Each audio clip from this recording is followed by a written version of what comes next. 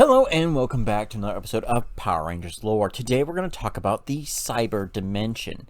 Now, the Cyber Dimension was introduced in the first season of Beastmorphers. It is the main base of the computer virus Evox and Scrozzle. Now, Scrozzle was the original one who came here. He was hiding from another monster known as Vargal.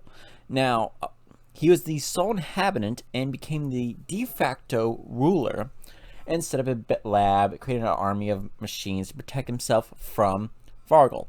Now, why was this dimension even brought up? Well, they were dealing with a cybernetic army here, so it was a pretty good idea, and Evox being a computer virus, it worked perfectly for him.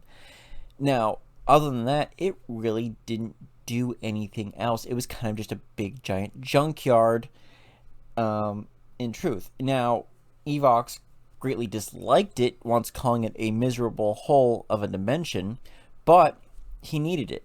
Now, which is weird because while it's desolate and full of junk and stuff like that, it's kind of where he came from, because Evox is none other than Vendrick's computer virus. Now, what else happened there? We're not exactly certain, besides that you needed a cyber gate to basically get to the place, in and out, or teleportation matters of some sort. Now, that's about all we know about the Cyber Dimension. In the bid to stop Evox, the Rangers, with the aid of Mayor Adam Daniels, entered the Cyber Dimension and blew up a stolen MorphX tower that they had taken, and essentially the explosion caused such devastation that the dimension was nearly destroyed. It destroyed Evox's new physical body, though he secretly survived in none other than by possessing Mayor Daniels. Now, the rest of them were forced to recloak to another dimension known as the Crystal Dimension, which has as much information as the Cyber Dimension. But the Cyber Dimension still basically is around. When Nate scans, when they find out that Evox has returned, he scans the Cyber Dimension but finds it still abandoned and unwanted. So that's pretty interesting there, that they're able now to access fully and figure out all the different stuff.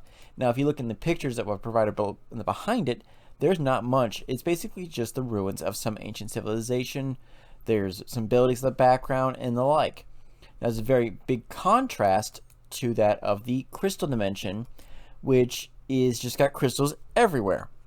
That's why they call it the Crystal Dimension. There's no other name for it. It seems to be uninhabited as well, just known as the Crystal Dimension.